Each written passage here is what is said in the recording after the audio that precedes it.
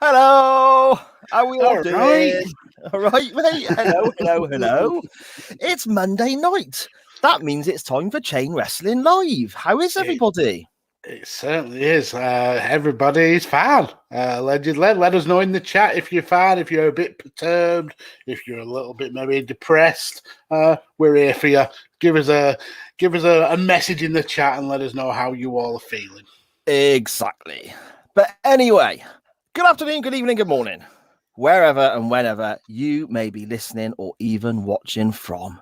And thank you very much for joining us once again. This is Chain Wrestling Live with Mags and Sai via Radio Tekkers. I am Sai, and joining me as always is the twist of fate to my always running late, as this week's really showed, because I came online about 1 minute before we went live. It was literally about 90 seconds, yeah. The Straight Edge Society to our listeners struggle with sobriety, looking at some of the responses we've had this week. A podcaster that is 1/3 of the greatest week-by-week chronological look back on any wrestling brand, any time period available now or ever with a change in attitude, and you don't need any other format show for that. The podfather himself, Mr. Mags, how are we doing, my friend? After that introduction, I'm feeling brilliant. Good. And especially today, because today is a very important day for me in wrestling. It's the birthday of one of the greatest things that ever happened in the history of this great sport. I mean, she's definitely up there, but 22 years today, the most important debut happened in wrestling. Chris Jericho debuted on Raw, interrupting The Rock. It's a debut that for me can never be topped. Just the electricity in that atmosphere, the hints of knowing who it was, but not really knowing, because the internet around that time was still a new thing, and basically you suspected it was Jericho, but you didn't really know until that music hit and that Jericho flashed up on the screen. I'm actually getting real goose pimples over it. It means that much to me. It's something I watch regularly 5, 6, 7 times a year, because it just is such a good introduction to the world of WWF for Chris Jericho. And it's amazing. So, yeah, happy birthday, Jericho debut. Yeah, it was a great moment, wasn't it? Absolutely fantastic moment. I think it might get topped soon, though, when a certain Mr. Punk arrives in AEW. Oh, mate, I was talking to Charlie about that earlier today, because obviously she doesn't remember Punk first time round, and a lot of people, well, you said yourself, didn't you? You kind of checked out of wrestling at this time, so you don't have the same level of, I suppose, Punk love that potentially I do, because I lived through that whole time, and Punk was one of my favourites then. I was trying to explain it to Charlie. It's the same as if John Moxley, who's currently our favourite wrestler, just knocked it on the head, walked away. You didn't see him for like 7, 8 years. But every now and again, you get rumours of him coming back to get you extra excited that never actually happened. Yeah. And then he turns up after like 7 or 8 years. And she grasped what I meant then, I think, But yeah, the Jericho debut, man. Oh, what a moment. And just the back and forth on the microphone with The Rock and so on. Absolutely brilliant stuff, mate. Brilliant stuff. Yeah, certainly is. And even though I wasn't really kind of checked into wrestling whilst Punk was around, I knew he was a huge deal. I mean, you don't get many wrestlers who walk away from the business and then year on year they keep being rumored to be coming back, and they never do. But those rumors never die down. Every single year, it's still as bright and as fresh in people's minds. So for him to come back to wrestling is a huge deal. I totally understand that, and I can't wait to see what he does in AEW. Maybe I will get that kind of that secondary Punk love from seeing him there. I mean, he won't know about it because he's blocked me on Twitter. I have no idea why, 'cause I have literally never been involved in a conversation about him on Twitter. But yeah, I hope this goes a long way to kind of revitalize wrestling and get it back to the cool period it was maybe 3, 4, 5 years ago. Yeah, exactly, mate. Exactly. So how's your week been, bud? You been up to anything good? Just doing the same old, living life. worrying about getting COVID, just doing the day-to-day grind. Had an interesting conversation on the Twitter about wrestling. Now we were talking about whether NXT is a failure in terms of what it was originally set out to do and what it's meant to be doing now. So we've got some really good discourse from that. So I think that may end up being a kind of standalone Radio Tekkers show where we get a few people involved and get some opinions across. Feels like a subject ripe for a round table. So yeah, we've got a lot of irons in the fire, a lot of busy few days coming up with it coming into SummerSlam and stuff like that. But yes, I can't complain because nobody gives a shit. I've been kind of the same, I think, mate. Really been working on episodes of Waiting Room with our good buddy Benny, getting that all ready for its launch in a couple of weeks' time. Been speaking to people and recording shows ready for the I suppose the relaunch, the comeback or whatever of SJP Wrestling Podcast. And then I went to a wrestling show, Magsy. I know. I have been waiting for this episode specifically to hear how your trip back to the wrestling went. No, it was good, man. It was good. It's a company we've never seen before. The guy who runs it was on SJP ages ago, and they did their first show. And if anyone remembers this episode, it basically was a really interesting discussion with somebody starting up a wrestling promotion, but the added difficulty of starting up a wrestling promotion in the middle of a global pandemic. It seemed like a crazy decision to make, but fair play, you got the show on board. Got the show on, sorry. And this was their second show, or maybe third show they'd run. And me, the wife, and the youngest went along. It's in Evesham. The company's called EVM Wrestling. Okay. And there's a couple of faces on there that are familiar to myself and my wife and my two youngest daughters who go to Evolution Wrestling shows weekly, regularly. There's David Eaton, who's a regular guest on SJP. He was in the main event. A guy called Joshua Goodwin, who we really enjoyed, but stepped away from wrestling for quite a while. This was his comeback match, I guess, come back with a new gimmick and so on. It was good, mate. It was good. I mean, don't get me wrong, it was a bit rough around the edges. You could see it was only their second or third show. That's all. He's still, the guy running it, still very much learning his way. But it was just nice being able to sit down and actually go to a wrestling show, go out and sit ringside and watch the matches. It was a very small crowd, very small venue, but it was still being able to go and sit with my wife and my youngest daughter and watch wrestling. And it was just a lovely afternoon. Good. I'm really glad that not only it shows that there's still fresh companies out there willing to take a chance and bring us wrestling content, but I'm glad that you and the wife and the little one got a chance to actually go out and see some live wrestling again. It's a really cool thing to see. It's kind of a sign that we're getting back to normality. Yeah, exactly. And we're really looking forward to this coming weekend when Evolution Wrestling, that's like our home promotion, I guess. It runs literally down the road from us. It's their first proper show back this weekend that we're going along to as well. So we're really looking forward to that in like our favourite venue that they run as well, a social club in Gloucester. Really looking forward to that. I also discovered that when certain buses turn up to pick me up and take me to work, I can't sit on the seats properly when I'm wearing my work trousers. Have you seen these posh buses, Max? The ones that have all like the screens and the I suppose it's like fake leather chairs, PVC chair, all this sort of stuff. It's like proper upmarket smart buses, right?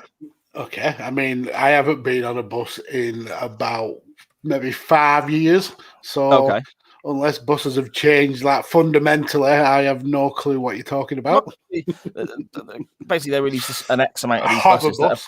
They're really, really they're sort of posher than the alternative, I guess. I mean, most buses in Gloucester, cheers. I so want to say it. Sharon says it, so I don't have to. Yeah, but I've started a new job last couple of weeks, as you know, and I have to bus it out to where I'm working.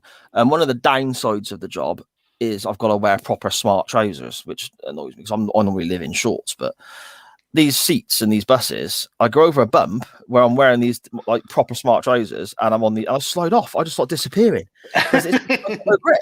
You know, even my fat ass and the weight pressing down, I just slide straight off. Every single time we go over a speed bump or go around a corner, I'm sliding back and forth on the seat. And it's ridiculous, mate.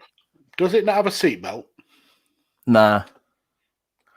No, should they have? I mean, I think legally they're meant to have a seatbelt. But yeah, I don't know what to suggest. Maybe get changed at work, take a secondary pair of pants. No, that seems like a lot of. I'll just slide the bike, mate.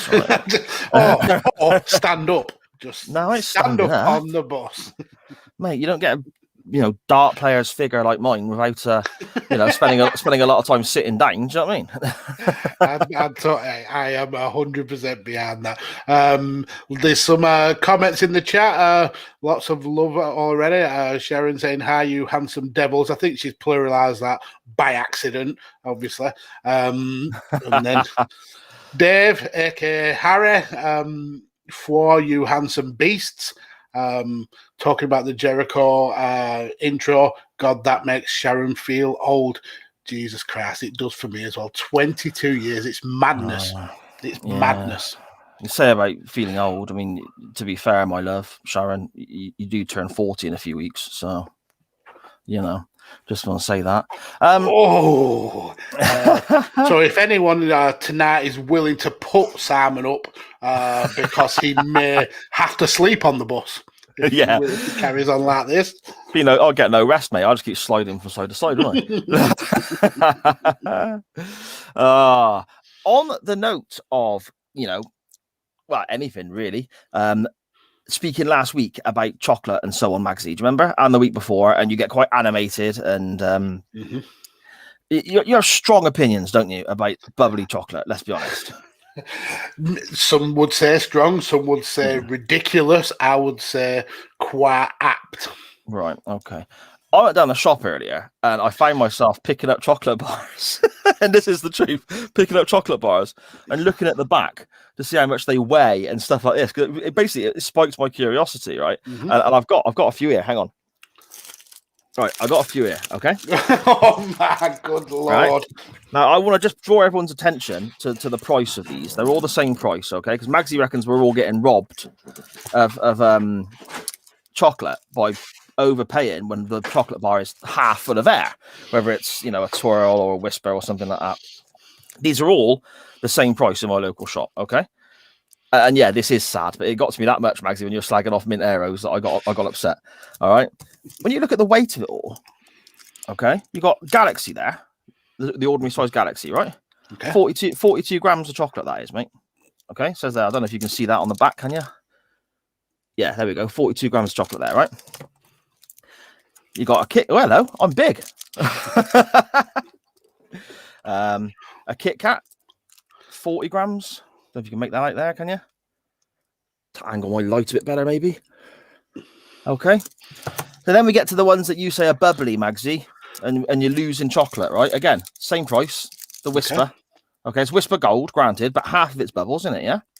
Well, no, there's a layer of caramel. Yeah, a weighter. Okay. Let's start moving the goalposts now, are we? Like that, is it? Okay, right. Well, this one is a whopping 48 grams, mate.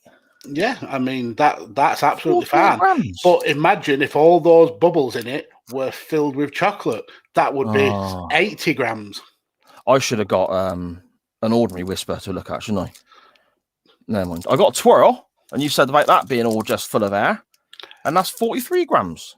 Yeah, and imagine if that air was filled with chocolate.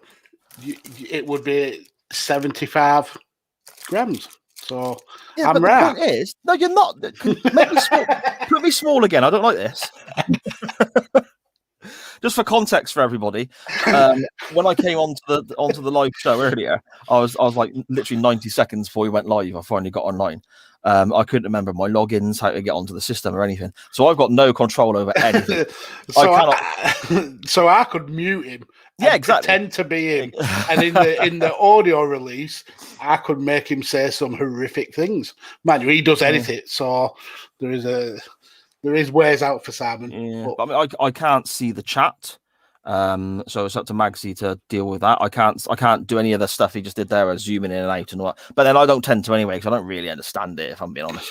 But yeah, you're saying that we're paying X amount of money. Yeah, I did, Charlie. Thank you. She was with me. Dad, just pick one. Yeah, stop it! You're embarrassing me. Yeah, they're the same price, and you actually got more weight in the ones with air, so you're getting more for the same money. Right, because trapped air weighs grams. That's why. Bollocks. You're really grasping there, mate, ain't you? I am. You're really grasping. It still will annoy me. Sharon, Mags has left the building. No, I'm just one of my ridiculous like opinions is being shot down. I am used to that. It happens on the daily. It still won't make me like chocolate with air in. Arrows can still get in the bin. Whispers can still get to fuck. I am never going to be a fan of those kinds of chocolates because they are ripping me off. I'd bite it and it'd be like, no, I've just shown you it's the same price. It'd be like chewing acid, chewing glass, because I know that all those little popping air bubbles could have been chocolate. And instead, it's fresh air, and that would annoy me. But fresh air that you're not paying extra for, you're getting the same. Oh, man. You need to give your head a wobble. So I've been married for many years, and the wife still can't make me give her head a wobble over arrows. So unfortunately, being harangued on social media over it will just make me more resolute. I'm going to change my Twitter handle to I Hate Arrows. Brilliant stuff. Okay. Maxie, I believe via the wonderful strength of your memory, we're going to go. That's a stretch. That is definitely better than mine. It's going to be better than mine, and it is needed to go back via memory because the person that we're about to discuss has gone as far as to delete tweets and block us. But I think we've got a pimple dick, haven't we, this week? We certainly have. Pimple dick alert! Oh, a teeny weeny. So, Magsy, who is this loser? Bruce Banner, I believe, was the name he used on Twitter, wasn't it?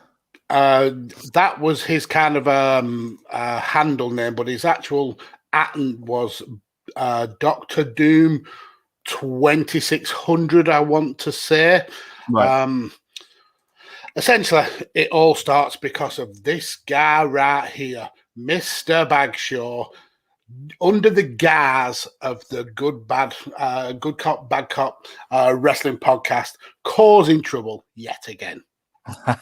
So what Graham tends to do, and hilarity usually ensues, he finds or he's passed these ridiculous or horrific kind of food takes, and he posted one that somebody sent to him saying that there's now a milk called Pickle Milk, which to me sounds like the worst thing ever in the history of the world.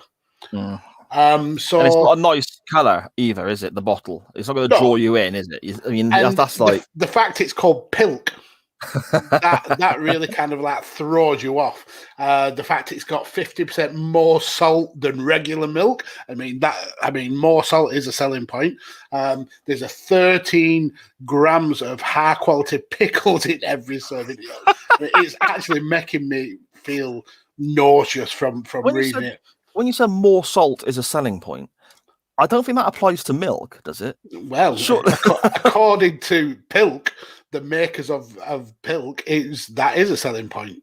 And luckily, there was actually no artificial growth hormones in the Pilk. So you're not going to grow a second head from it or an extra toe. So at least that's one good thing coming out of drinking pickle milk. Yes. So, as with Graham's threads on this, normally we get people either saying, "Yep, we'll try that," or "It's horrific." Nobody, that's disgusting, and that's what happened for the majority of the chat. And then we get to this little post right here. This tweet was deleted by the tweet author. And the tweet guy was this dude, Dr. Doom 2600. And I was blocked.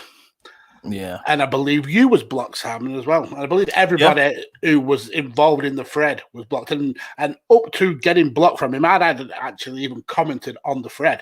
I think I'd like maybe one of your posts or one of Take the Bumps posts about it, because it was hilarious. Just his kind of, he had an opinion on Pickle Milk like I have an opinion on Whispers. He was stoned. It was the shop it came from, wasn't it, that seemed to irritate him? Well, I think it more irritated him that he said he saw this picture before going around Reddit, and that Graham had used this picture to get a cheap laugh off. I think he mentioned the word clout. I mean, right? Oh yeah, because that's really important to us, isn't it? Yeah, I mean, who gets clout from Pickle Milk? Who absolutely not got a clue. There you go, chain wrestling right there, asking the important pressing questions. Who gets clout from Pickle Milk? Exactly. So he actually did say that they don't sell this at Wegmans. They don't sell this at Wegmans. So somebody here, look at that handsome fellow. This cretin started started winding the poor bloke up. Poor Dr. Doom 2600 was dogpiled, and it was all started by this guy, this SJP word. So yeah, if you get a chance, block him. Because look how sarcastic his post was. Look at Good Bad Wrestle. It's not bloody Wegmans, for crying out loud. This is the single most important thing ever. It's not from Wegmans. But yeah, I don't even know what Wegmans is. Yeah, essentially this guy went off on Graham for stealing a photo from Reddit, which Graham actually didn't do. And he actually threatened to report Graham to Reddit because of the theft of this post. And then he went round and essentially blocked everybody who was involved in that thread, whether they commented, whether they liked, anything like that. So yeah, essentially, he's our pimple dick of the week, because he just got so irate about Pickle Milk. And it not being from a certain place or something. Yeah. Yeah, what an absolute defense of Wegmans. His defense of Wegmans. What an absolute... Sharon's not blocked. Oh, okay, there you go. He's got taste, I can see. So I think you should go and follow him and befriend him. Befriend him. No, you got to be careful now, because this is like obviously live, and people can also hear the recording and watch back the live video during the week. We don't want to start getting accused of internet bullying or anything like that. Oh no, absolutely. Definitely do not go and give this guy any grief. Don't go and give him any shit over this. It's just something that we were kind of dragged into, and it was funny at the time. I'm sure the guy is normally a very intelligent, sane person. It's just he had a little bit of an issue with this being Wegmans, I suppose. I just think that shop at Wegmans. Definitely shop at Wegmans. Yeah, I just think that he needs to give his head a wobble, getting that upset about where Pickle Milk comes from. Have a fucking day off, mate. Do you know what I mean? Getting that agitated and there's worse things going on in the world than being concerned about Pickle Milk. Yes, for example, people slagging off mint arrows, for example. If he did like mint arrows, definitely go and bully him for that.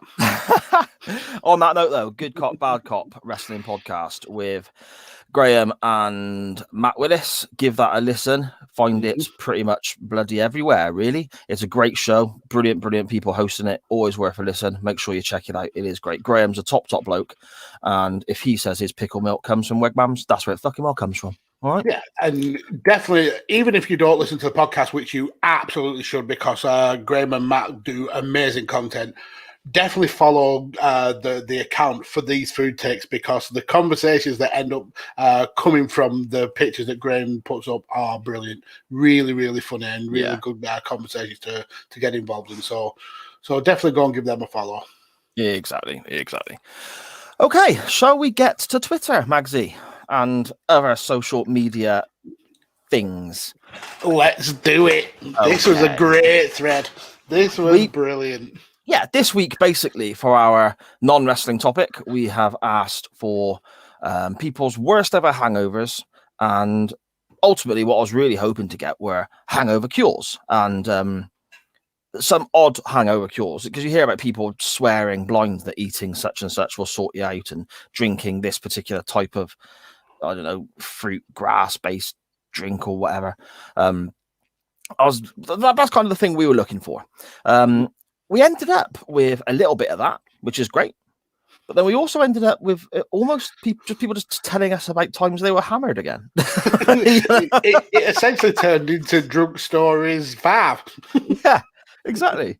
So, yeah, what I'll do, Magsy, I've got them in front of me here on my telephone because obviously I'm not as technically savvy as you to be able to do all this clever stuff that we're seeing. Nope, not that way. That way. There we go. Over there. I'll just run through them in the order they came into the Chain Wrestling Twitter account at @chain_wrestling. Follow us on Twitter, Facebook, and Instagram to keep up with the show. We will start with our good buddy Rob at UTT Rob of the UTT podcast. He simply says, just stay hydrated when drinking so you don't get hungover to begin with. There we go. That's quite a boring take, isn't it, Magsy? After they were so giving with their praise for this podcast on their episode that dropped today, and you're there calling them boring. Brilliant. No, I'm not calling. No. You're doing that again. You're doing that thing again where you twist my words. No, hang on. All right. Just admit you hate rhubarb. Just admit it. No, why am I getting dragged into that? But basically, a bit of context for people listening and watching. I was a guest on the UTT podcast a couple of weeks ago. And somehow the conversation got round to chain wrestling and the time where Magsy was slagging off rhubarb. And is it Rob and Dan live in the rhubarb triangle, they call it, in Yorkshire? Is that correct? Yeah, but I can't say for certain Dan does, but I know that Rob definitely does. Right. Now I like rhubarb, but for some reason I've been dragged into your bad takes. Like, you know, for some reason your internet hostility is rubbing off on me now, and I'm getting a bad reputation just by association. And I'm betting I got called. We were called insufferable pricks. Insufferable pricks.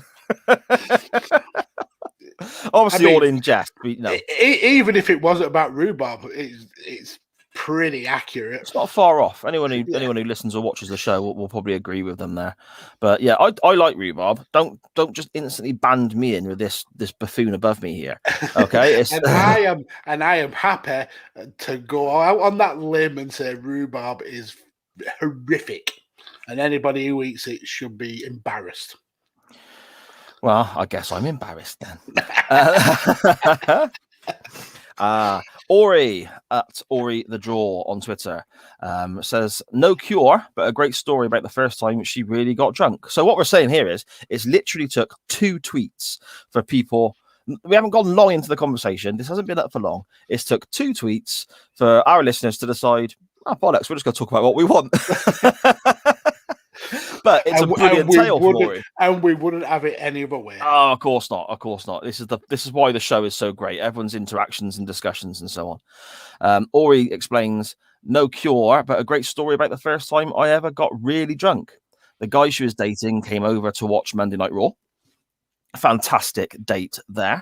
I mean, I don't think I've ever been able to tempt a girl over in a date to say, hey, come watch wrestling with me. My wife now, different case, but when I was younger, and so there we go. That must work once in a million. Yeah, I imagine so, mate. I imagine so. Her BFF and roommate decided we would do something called Pucker Fuckers. Basically, a 40-ounce cup, mostly sour apple pucker. I don't really know what that is. Vodka and a small splash of Sprite. You get 2 straws and race to see how fast you can both finish the drink.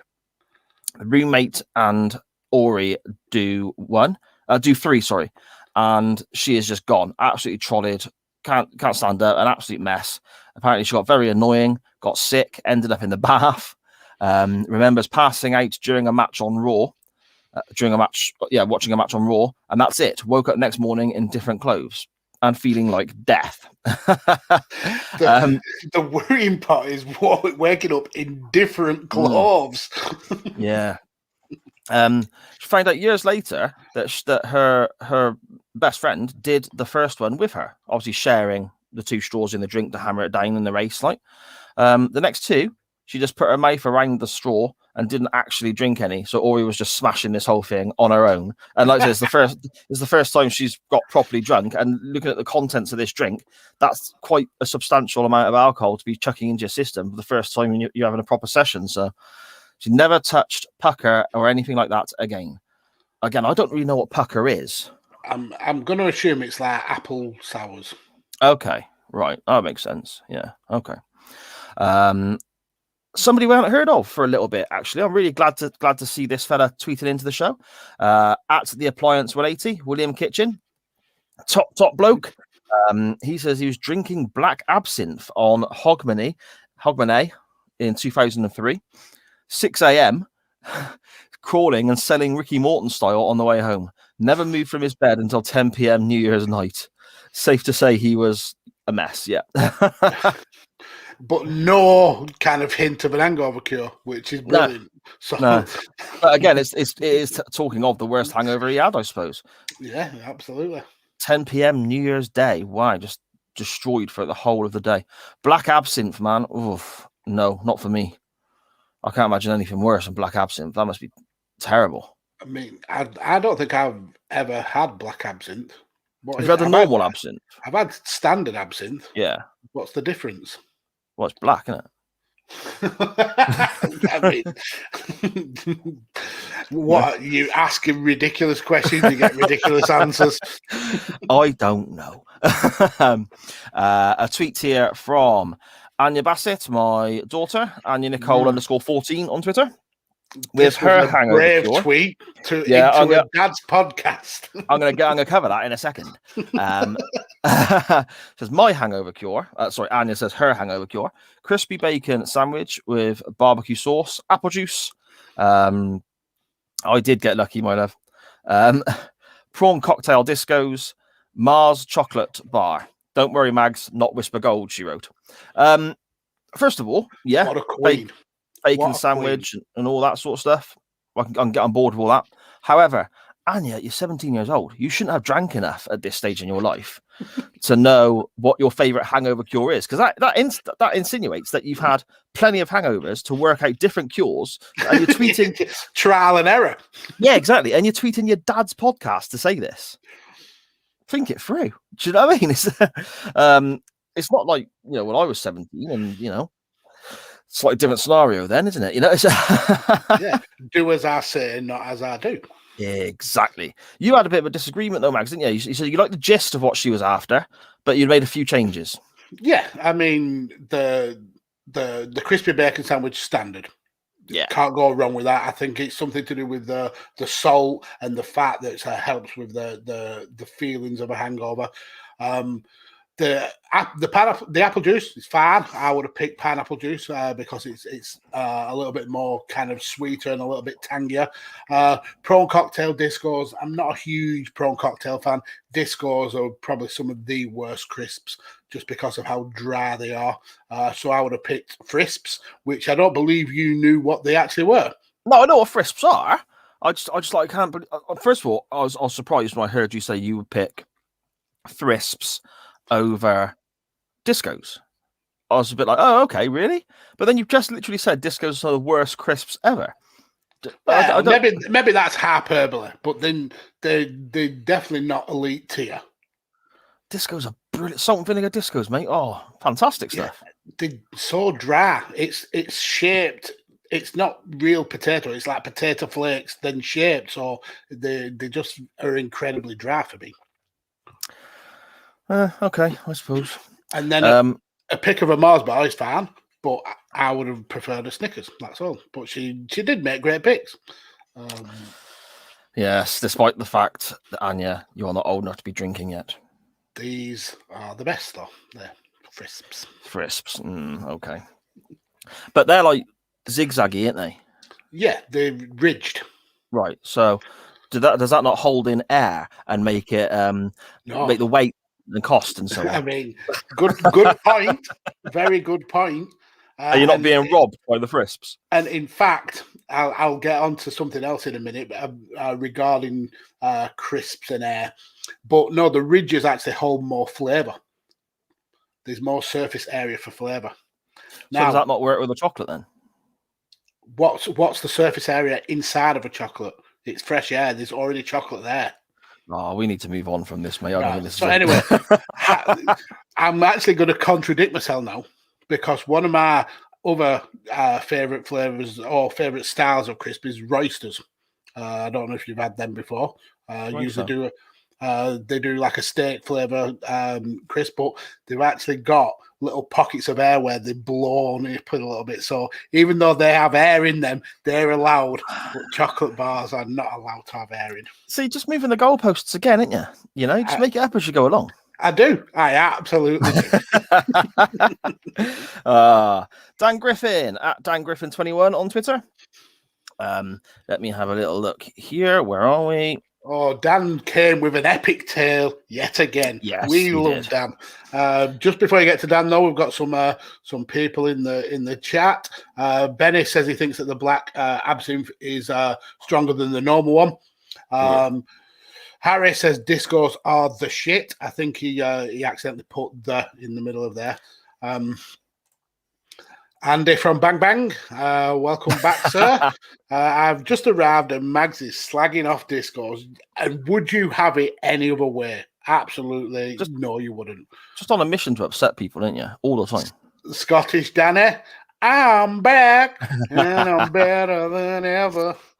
And Bang Bang, Andy again, size correct on the salt and vinegar ones. I like the flavour of salt and vinegar discos, but they are very dry. You need to have at least a drink with them. That's all. Okay. I would eat discos. Don't get me wrong. If someone said, here's a packet of discos, and go, I would eat them discos. You just misunderstood me, ain't you? Yeah, the discos are misunderstood. Discos, right, okay. Dan Griffin says, my 21st birthday at uni, I ended up passed out at a friend's flat, walked home the next day and got in an argument with a lady over the state of me. Got home, realised I had walked 15 minutes home through a crowded city centre with a green cock drawn on my cheek. Amazing. Had a uni placement interview that day. Couldn't get all the green off, so went to an interview with a big green permanent marker cock smudge face on his face. Ended up getting placement working at a constabulary. Okay. Brilliant. He also says that at 17, 18, he used to go and watch his younger brother play rugby every Sunday. He garnered infamy as he'd always turn up severely hungover at away games and find somewhere to puke before getting a pint after the match or at halftime. Okay.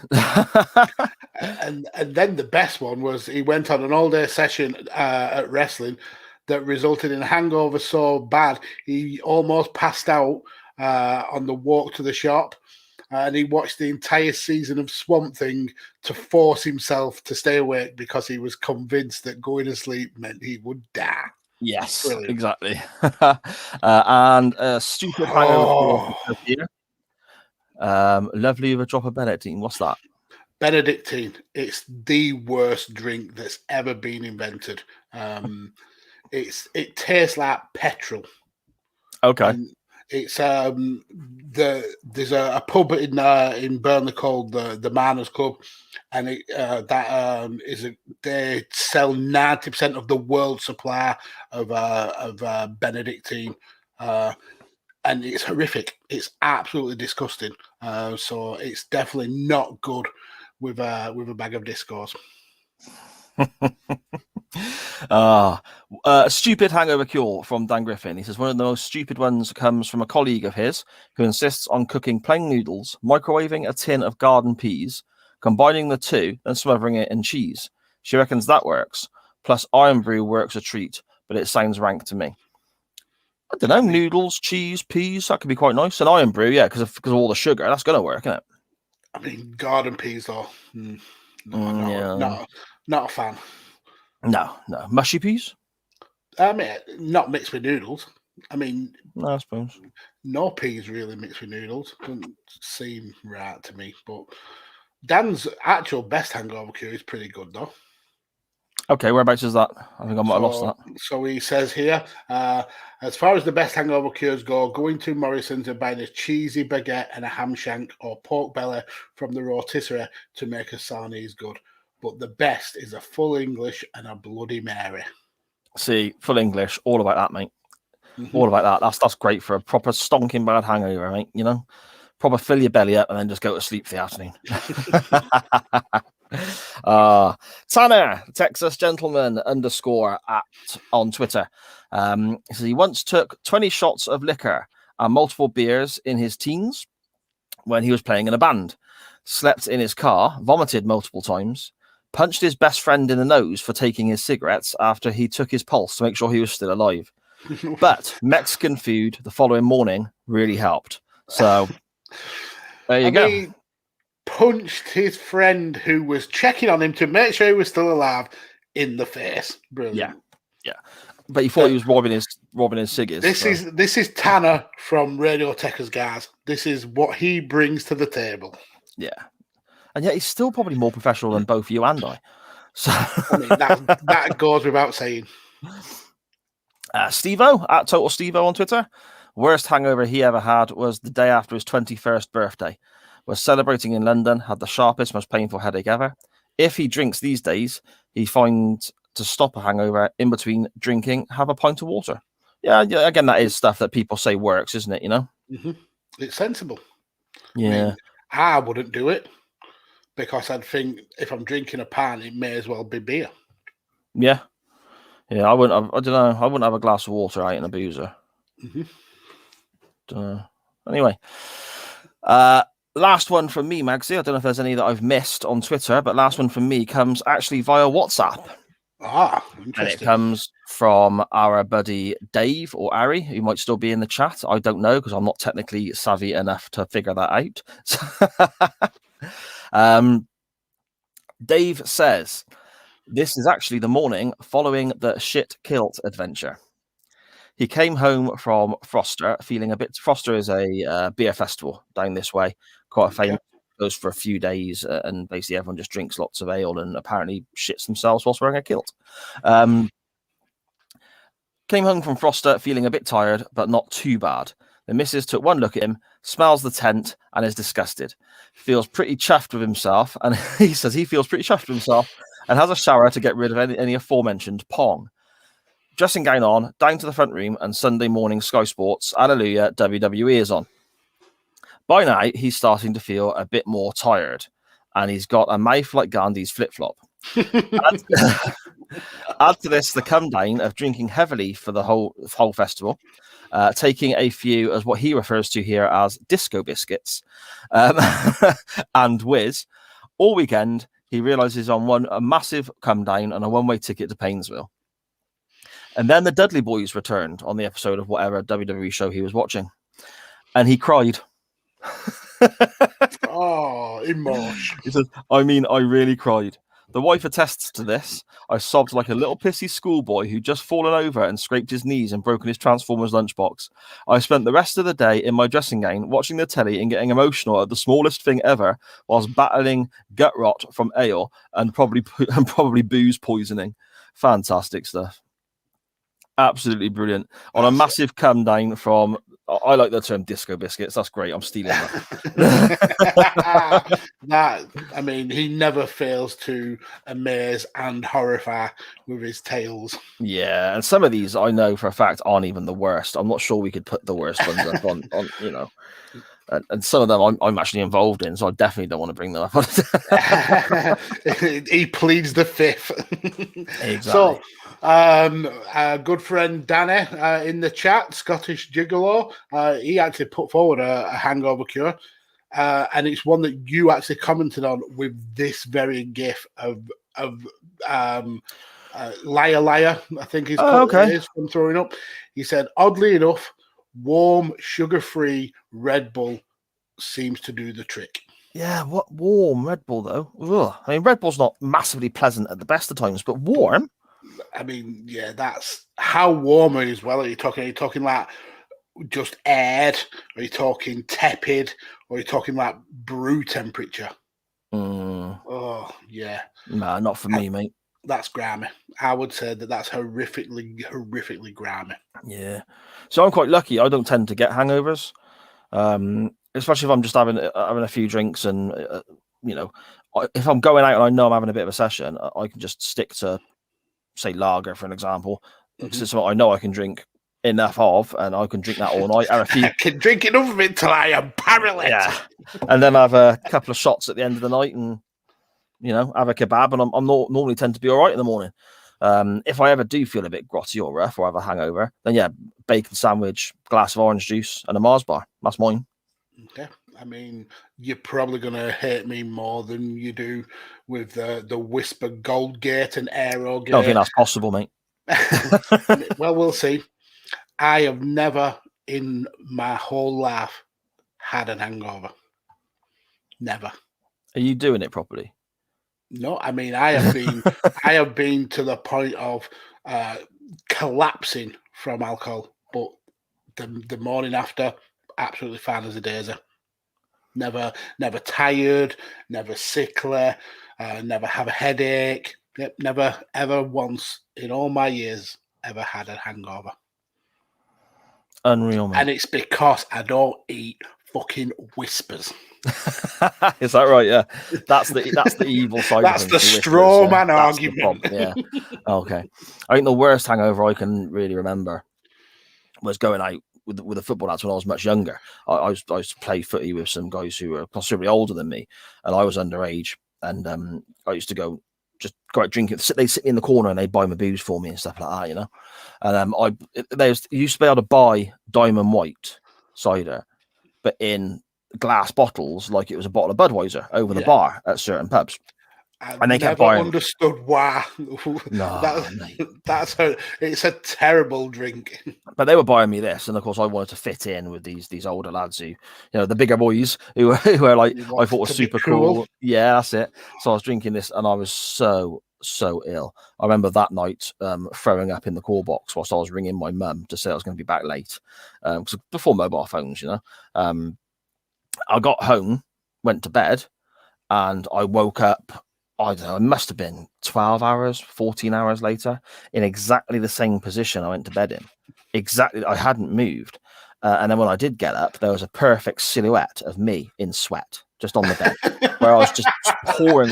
Well, I don't know if I'd had some kind of alcohol poisoning or something like that, but literally just pouring with sweat. And I hadn't moved. So it was like a crime scene where they do the chalk outline. But it was that, but with sweat, just a perfect drawing of me laid there on my side with my arms and legs out on the bed. And I just remember standing up and just the pain. Oh, my word. That's the worst I ever had, mate. Hashtag can't relate. Dickhead. But no, I Diamond White. Oh, rough stuff, man. Rough not stuff. Good. Not We've got good, plenty more comments in the chat. So Charlie, obviously the sensible one in the Powell household, says salt and vinegar is gross. It's too strong. I mean, I don't mind salt and vinegar, but it's just discos. They're too dry. Obviously, Bang Bang mentioned Benedictine, and Tanner had to chip his 2 pence in, saying Benedictine is not bad in the right cocktail. It's horrific. Just grow up, Tanner. Grow up. Sharon, garden peas are the best. I'm starting to not really like your wife now, Simon, to be fair. Scottish down there. I take that back, Sharon. I do like you, of course I do. Iron Brew, can't go wrong. Hashtag Scottish way. It's built it's made from girders, apparently. Is that right? Yeah. Yeah, allegedly. Andy comes with his own strategy. Stop drinking in the first place. Not really a long-term one, though. Tanner brings the violence and the queso.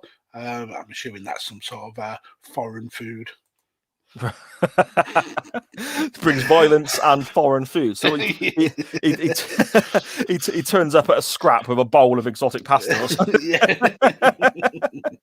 Harry says Curry next day is a total winner. Do you know, day after Yeah. Curry is actually his boss. Hangover or no hangover. Sharon is asking Harry if crying is a cure, and he says it worked, so it must be. Andy, a little bit concerned about. He always gets emotional when he's got an hangover. He started crying during an episode of Waffle the Wonder Dog the other day. What's that? Oh my God, you've never heard, you watch an episode of Waffle the Wonder Dog. It's the most surreal thing that's on TV. It's essentially a dog that can talk, real actual dog. And it's so hard to explain, but basically this dog gets into different kind of issues and problems with every episode. He's a naughty little dog. Essentially, if he's told to do something, he just doesn't do it. There's an episode where there's a box being delivered to his neighbour, and being a nosy dog, he wants to know what's in that box, so he breaks into the box. Yeah, so, but yeah, it's a talking dog. Okay, and Andy gets upset about it. Andy definitely gets upset about it, which is kind of worrying. Even more worrying is that Harry thinks that Waffle, the Wonder Dog, is also the shit. Okay, I'll give it a go. Andy confirms that Waffle is a knob, which he is. Fair enough, mate. Fair enough. Okay. And Tanner comes and says, queso is a Mexican dip usually made with diced tomatoes, onion, and jalapenos. And you arrive to a fight with that? I don't follow. Yeah, violence and dip. I'm here for the gang fight. I'm also the catering, you know. Ironically, it's not the first conversation I've had with Tanner about dip this week. Okay. Rock and roll. Brilliant. Thank you again to everybody who got in touch. If anyone would like to suggest a non-wrestling topic for an episode, please do get in touch the usual ways. You can contact us via the chat when we're live now. You can message the show on Facebook, Instagram, or Twitter. Just search @chain_wrestling on all of those. But again, thank you so much to everybody for getting in touch and giving us a little giggle at more drink related situation. It's funny, isn't it? Anything food or booze, our listeners go mad for. Yeah. We know our audience, Magsy, don't we? We do. we appeal to the lowest common denominator, and exactly. It's absolutely amazing. Exactly. So again, if you want to suggest a non-wrestling topic, by all means, anything goes. Drop us a message, let us know @chain_wrestling. But now I suppose it's the time of the show where we actually talk some wrestling, Mags, don't we? Because we are a wrestling podcast. Allegedly.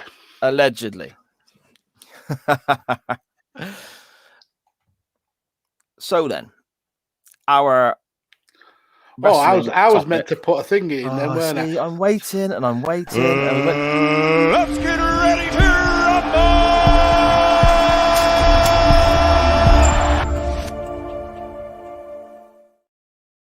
I was thrown off. Just sat there drinking out your big mug and got yourself confused, didn't you? Distracted by your drink. And just to make it up to everybody, because I know it's the highlight of the show, I'm going to run it again. Let's get ready to rumble!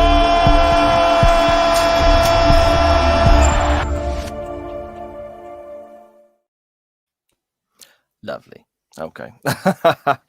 I took a absolute hammering in the poll this week, Mags. Absolutely destroyed, mate, and I'm gutted. I'm genuinely, don't get me wrong, seeing a CM Punk match is fantastic. You know, I'm a massive CM Punk fan, but I'm kind of I wanted to watch Lex Luger win the world title, mate. I mean, there's nothing stopping you from putting it up again. It's absolutely, it's viable. This is not Hogan versus Warrior saving the world. It's not been banned forevermore. You can bring it up again. Yeah, I suppose. I just did what needed to be done and appealed to the electorate with something that I knew would bring in the votes. A little bit of CM Punk. and 74% of the votes, mate, absolutely trounced my option of watching Lex Luger win the world title on the 100th episode of Nitro. I didn't realize this when I put it forward, but Lex himself tweeted out that I think it's 22 years or 24 years or something like that since that night this week. Wow. So, yeah. But no, missed that opportunity now, haven't we, Twitter? Thanks. I thought I thought you were me then. Just how salty you got. How sassy. So the topic of our link in the chain this week is CM Punk versus Jeff Hardy for the World Heavyweight title. Night of Champions 2009. This is something I've not seen since it aired, I think, Magsy. Yeah, something that I've not ever really gone back to watch. So yeah, it was interesting to revisit this. Some 12 years on. Yeah. The whole storyline was kind of built around obviously the pursuit of the world title, but the whole rivalry between the two was built around Jeff Hardy having demons, as they refer to them as in the wrestling business, dependency issues, alcohol issues, and drug issues, and so on. In real life, outside of the wrestling world, he had these genuine problems. And of course, CM Punk, very much drug free, as he says across his knuckles. Straight edge, yeah, doesn't touch anything like that. And it was kind of all built around this. And I find this really, really interesting because the promo package they run at the start of the show and just before the match as well shows, as it normally does, various interactions between the wrestlers, various interviews and snippets and clips in the rivalry building up to the match. And you also get a brilliant promo by Punk out on the event, very early on. So unique, though, the way it's done. He essentially is being asked a question by, I think it was Josh Matthews, about how he feels about the fans still loving Jeff Hardy. And he comes out to the stands, and it's real. You don't ever see that, and that I think that just shows how unique and how out of the box CM Punk thought. And his whole mindset, you've got to think, is that's the right thing to think. To be fair, you should be kind of promoting to your kids that his lifestyle of staying clean and looking after yourself.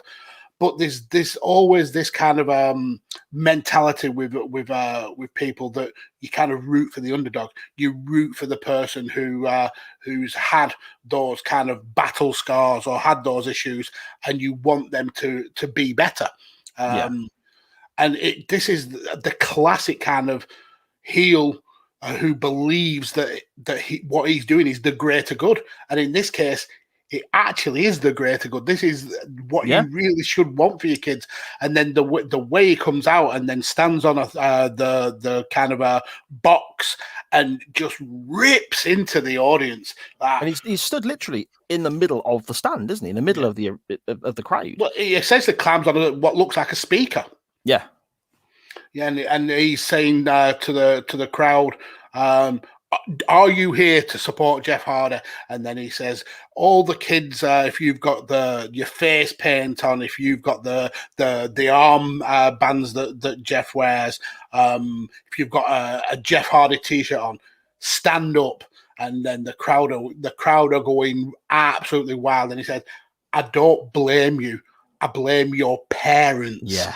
Oh, so good. And then he goes, no, in fact, I don't blame your parents. I blame the parent, because it's clear you are a product of a single parent household. And it's like, oh my God, he's ripping into society as a whole. And again, it's so good.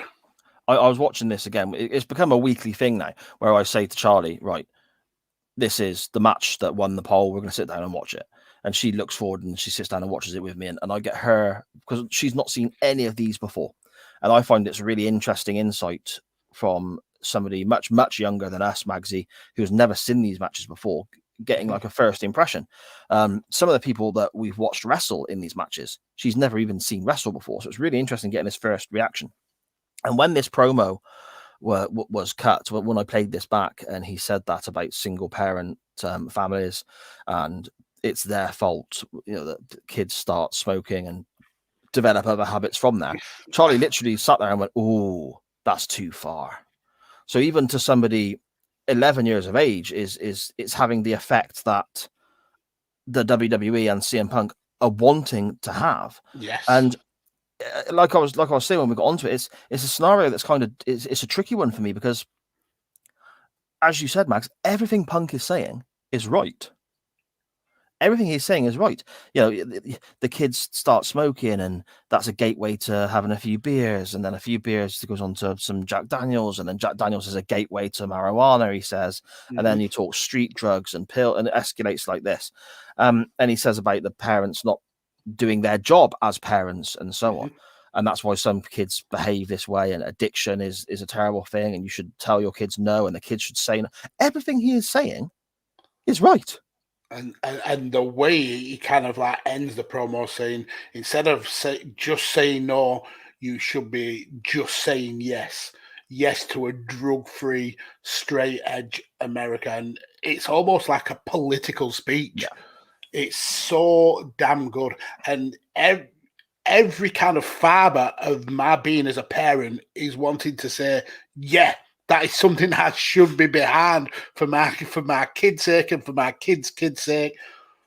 But it's that intangible of rooting for somebody who's been through issues, who's struggled with the demons, and you want to see them be a better person. So you've got this kind of really like conflict of knowing that Punk's right, but wanting him to get his fucking ass whooped. Exactly. But again, how good here is CM Punk. Just the attitude, and how amazing does he look? He's got his ring gear on already, even though this promo is literally just after the first match, isn't it? I think, or maybe after the second match. It's very early. No, it's after the first one. Yeah. Okay. And he's got some of his he's got a t-shirt of his on, some of his own merch, and he's got that beautiful big gold belt, the big gold belt, as it's called, the World Heavyweight title, one of my favorite title designs of all time. And he's standing there with his hands taped, as you can see in the picture there behind Magsy. His hands taped all the way up to his forearms. Just cutting this promo, he just looks every inch a superstar, doesn't he? Yeah, absolutely, he does. Yeah. Something I'd forgotten about, though, Max, was just how over Jeff Hardy was at this time. I said to the wife, I don't remember him being this over, this huge. And Sharon said, really? Because obviously she did. But I was quite surprised, because I never, even though obviously he has this run and he has a few world title reigns and WWE title reigns, I never look at Jeff Hardy as being a proper sort of bona fide main eventer. Does that make sense? Really? Yeah. I don't know why. For me, I've always felt that he's the Shawn Michaels of the Hardy Boys, and oh yeah, I agree with that. Yeah. And that's no detriment to Matt Hardy. I think Matt Hardy's done some absolutely amazing work, but Jeff always had that it factor. He looked a star from when he first broke into wrestling in the WWF at 17. I think he's been a star since day one. So yeah, I've always kind of seen him being that kind of person who would break through, and I can see Vince loving him as well, because of just how charismatic he is. I mean, he's the kind of person who he walks into a room and he's the center of attention without opening his mouth. So I can totally understand why the crowd was so in Jeff Hardy's corner. It was the crowd again. We've seen this for a few weeks in a row now. The crowd were hot. This was a massive kind of pop from the crowd for Jeff Hardy. I've always thought of him as being a huge star. Oh, okay. I mean, don't get me wrong. I like Jeff Hardy. He's always entertained me, but I just never see him as being that. I place Punk a level above him. Do you know what I mean? Yeah, I understand that. Yeah, I totally get that mindset, and maybe that's because Jeff's had issues with his demons, and he's had to take time away. He's had time away in other companies, so maybe it's kind of been a WWE fan for the main part, that when you see him go away and not be there week in, week out, it kind of falls in your estimation, maybe. Yeah, potentially, I suppose. But then I watched TNA every week when he turned up there. But I suppose at TNA he was not in the best of conditions, was he? Let's be honest. But that's a story for another day. Yeah. Both guys in the match tease their finishes really early, don't they? Going for the Twist of Fate and the GTS. And the Twist of Fate move is something that Jeff attempts time and time again throughout the match and doesn't quite get it, does he? I think it's really good storytelling the way this is structured with regards to Jeff has the two moves that he obviously has lots and lots of moves, but the two moves that his preference when it comes to finishing a match, the Twist of Fate and that big swanton bomb off the top rope. He's going for those on several different occasions, but can't hit them. And Punk's escaping and so on. And I thought that was really, really well done because it's setting up towards the finish, isn't it? Yeah, and even before that, I think the opening of the match that intrigued me, knowing the storyline that came before it. If you remember, Punk opens with kicks, a couple of kicks to the legs. Now, ordinarily, you wouldn't think much of it. It's just an opening of a match. But you go back to how Punk retained the title at the last pay-per-view. It was by disqualification, by kicks. So it's those kind of little subtleties. And then once he gets past the kicks, he does that little bit of chain wrestling, which obviously links to this show. But it also kind of it shows Jeff that Punk doesn't see it as being on the same level. And the camera focusing on him, focusing right on Punk's face, and Punk shouting at Jeff, "What are you going to do? What can you do to me?" And it's really kind of Punk not having any respect whatsoever for Jeff Hardy, that he's kind of disgusted that he even has to share the ring with somebody of Jeff's ilk. Really cool storytelling. I really enjoyed that opening. Yeah.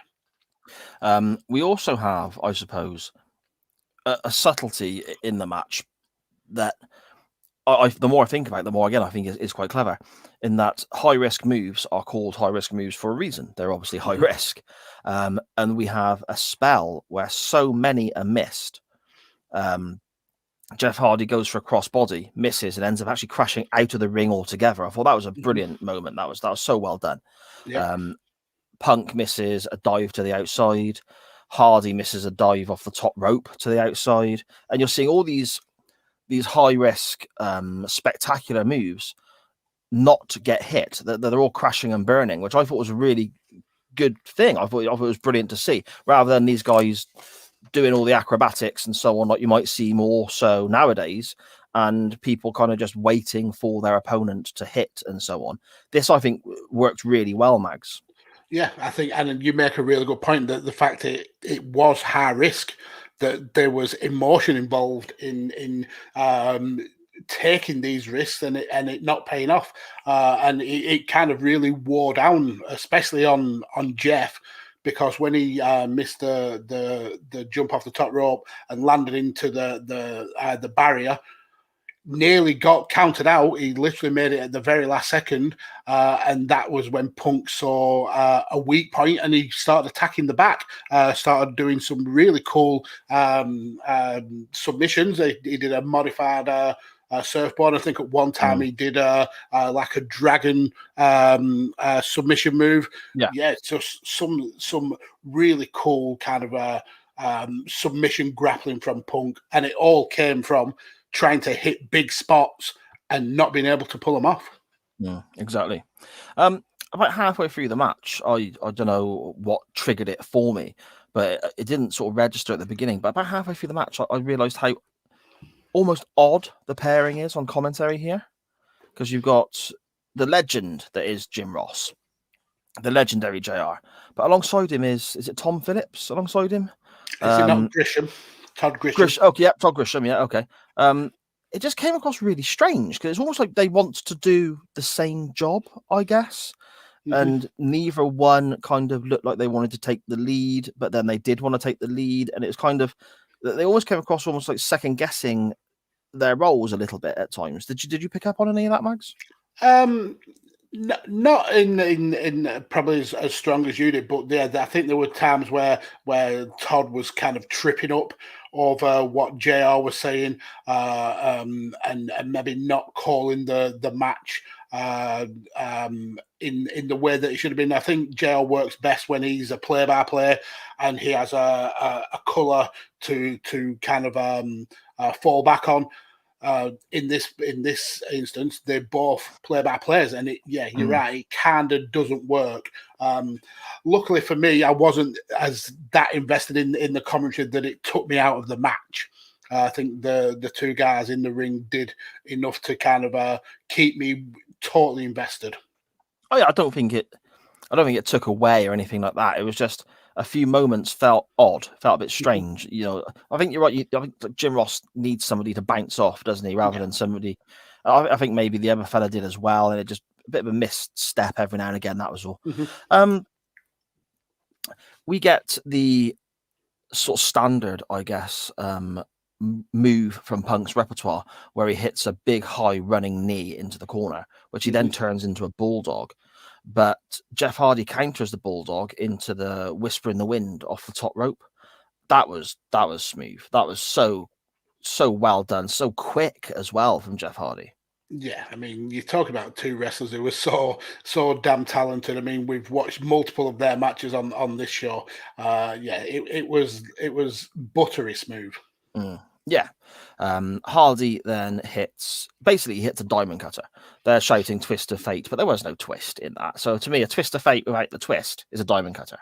Just what it is. Call it what it is. He then goes for the swanton again, but Punk gets the knees up. That looked quite a stiff landing, didn't it? Yep. Hardy then kicks out of CM Punk's go to sleep. Yes. And Punk was not happy. This was just, again, to me, it just shows how brilliant CM Punk is. He hits the go to sleep. He thinks this is all over. He covers him and he's looking at the camera with a big shit-eating, cheesy grin on, laughing away to himself almost because he's won the match in his mind. He's hit his finish. He's hit the GTS, all over. But then when Hardy kicks out, the look of shock and panic and what do I have to do? Just that difference from the one facial to the other really added to the storytelling. I think he went into panic mode because he didn't get the first pin, went to get another pin, got a kick out at the last second again, went for it a third time, and he was like, how am I not beating this guy? How is he not staying down? And that's when he essentially tries to take his ball and go home. Yeah, he grabs his beautiful world heavyweight title belt, and just thinks, I've had enough. I'm going home. So he starts walking down the aisle. Jeff's having none of this mind, chases him down, brings him back into the ring, attacks him with a lot of odd-looking kind of punch, stroke, slap efforts that look a bit messy. But then he does hit the twist of fate with the actual twist. So it's not a diamond cutter; it's the actual twist of fate, and the swanton. And actually gets the win and wins the world heavyweight title. And that was that. It was a very quick paced match. I think it was 15 minutes, give or take a few seconds. But it's 15 minutes where you are fully enthralled. The storytelling and the way that the moves not hitting added to the story was so well done. I don't think I'm a huge fan of how the title was hot-shotted around this storyline, although it kind of does make sense because obviously you're talking good versus evil, demons versus straight edge, and that kind of inner battle. But yeah, I really enjoyed this match, and I'm glad that it won the poll.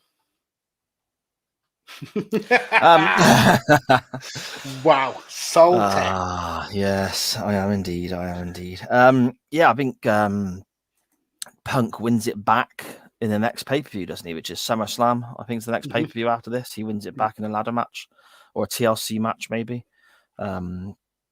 Just great wrestling, great storytelling in the ring, great storytelling out of the ring, building up to this contest.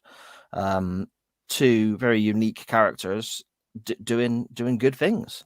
Magsy, I suppose out of 10, what do you say, mate? Yeah, I mean, it's a really good match. A little bit short compared to some of the matches that we've watched, but I enjoyed it. So I think I'm happy to go with 7.5. Okay, and once again, we're just slightly off each other because I'm going with a 7. Pretty much the same reasons as yourself. It was brilliant build up, brilliant wrestling, great storytelling in the ring with the finishes being missed and so on. Just a really enjoyable match. But the fact that it was quite quick, was quite short, means I can't go much higher. When you look at how highly we rated the likes of Omega Okada and stuff like that, and they're putting in 45 minutes to an hour sometimes, or whatever it was, I think a 7. Yeah, I think that's fair enough, mate. Yep. I mean, again, I can't really fault you for those little bits of differences. I don't think it's one of the best matches we've watched, but it's certainly nowhere near some of the worst. No, it's very true. It's no straitjacket steel cage match, is it?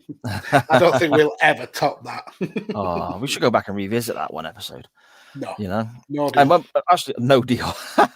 Also, whilst on that topic, we said about the non-wrestling topic we have. If anybody wants us to go back, and now we're doing the live shows. If anyone wants us to Drunk Stories 4, you've thrown it up before, Danny. It's coming, mate. Don't worry, it's not been forgotten about. And I know you want the Aerosmith story, so the Aerosmith story will be told when we do Drunk Stories 4. If anyone wanted to revisit something from the audio only days in our non-wrestling topic, Title or Toasty was a fun sort of half hour. Anything like that, by all means, again, give us a message. Let us know. Me and Magsy, we're literally here. We keep saying it. This is your show. Whatever you want to cover, you vote for. What you want to discuss in a non-wrestling topic too, it's up to you. Absolutely.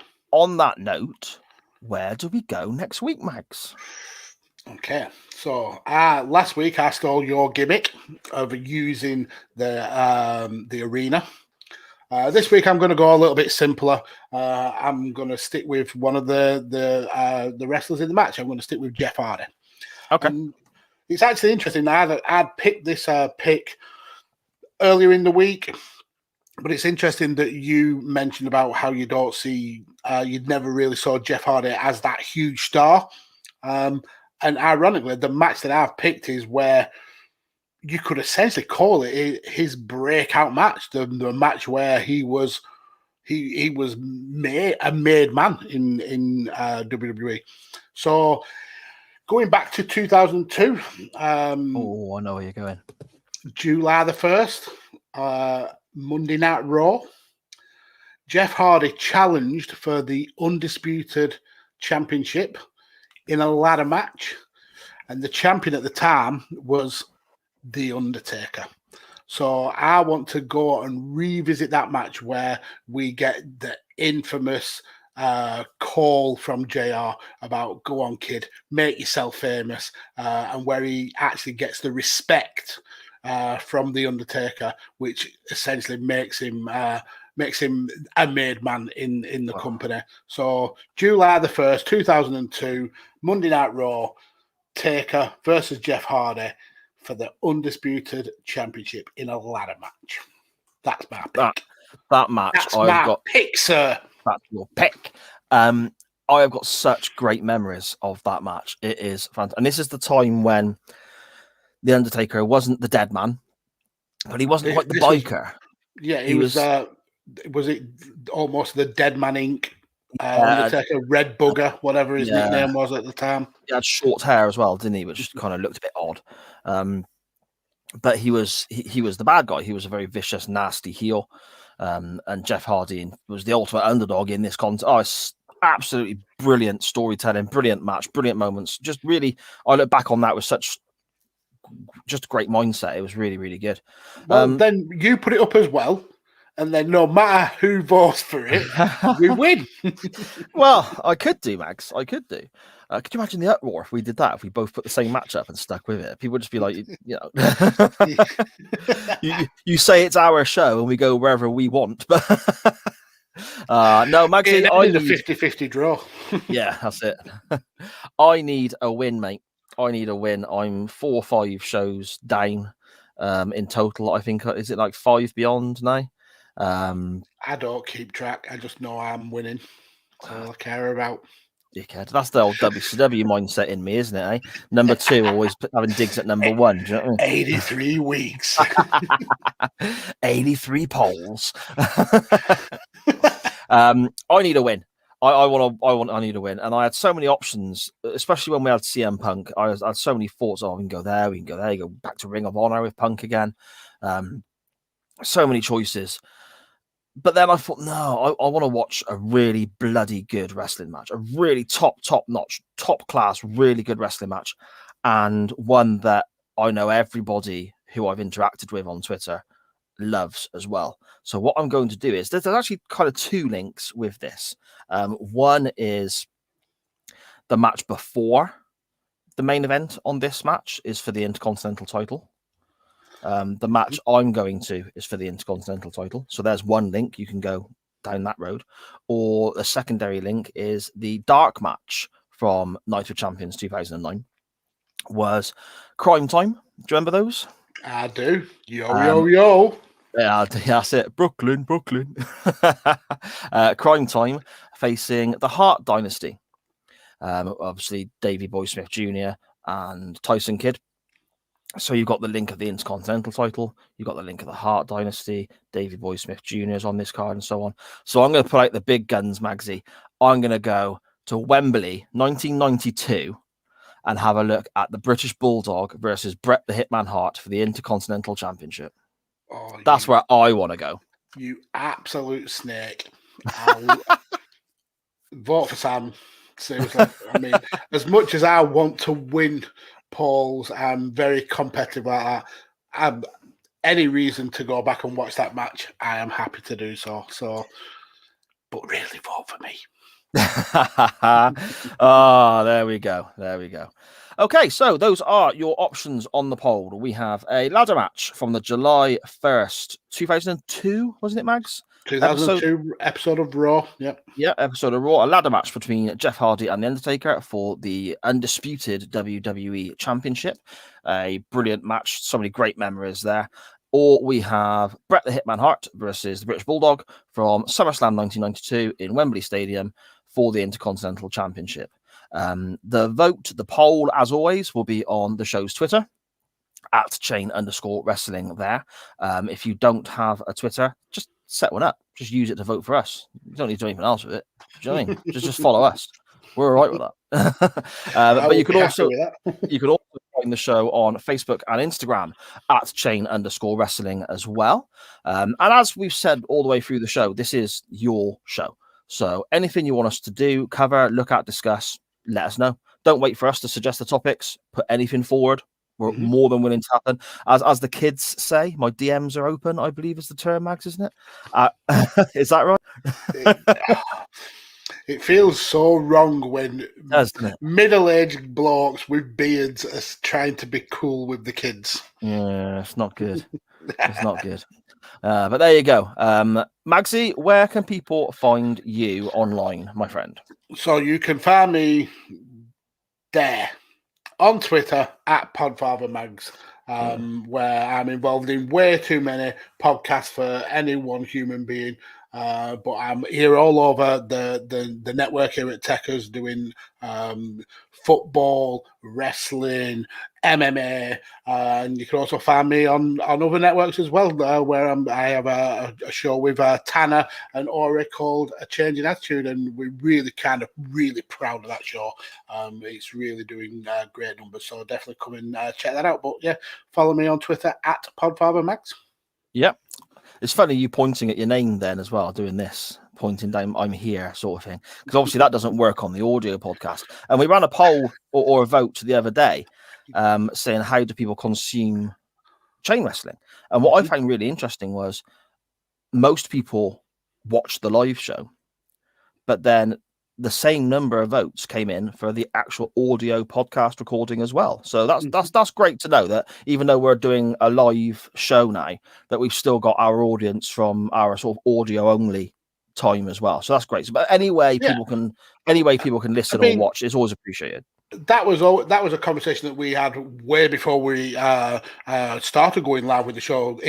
We always wanted to keep that audio version for the audience, because essentially, as Simon keeps reiterating, this show is for you, and we built up a following from the audio, and we didn't want to kind of abandon them at all. So this hopefully is the best of both worlds, and people can, if they want to see our beautiful faces, they can do. If they're horrified by two middle-aged men talking about wrestling in person, you can listen to the audio and pretend that we're young. Yeah, that's it. With our youthful tones. Okay, one last time. The poll for next week's show.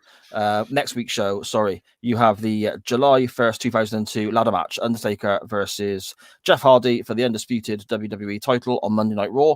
Or you have Bret the Hitman Hart defending the Intercontinental Championship against the British Bulldog from SummerSlam 92. Magsy, it's been brilliant talking to you again, my friend. Everybody chuck the show a follow on Twitter, Facebook, Instagram, all those wonderful places at @chain_wrestling. You can find me at SJP Words. I'm off now to watch Lex Luger win the world title with a nice glass of Pilk. Magsy, I will speak to you next week, my friend. Bloody Pilk. With a tear in my eye. This is the greatest moment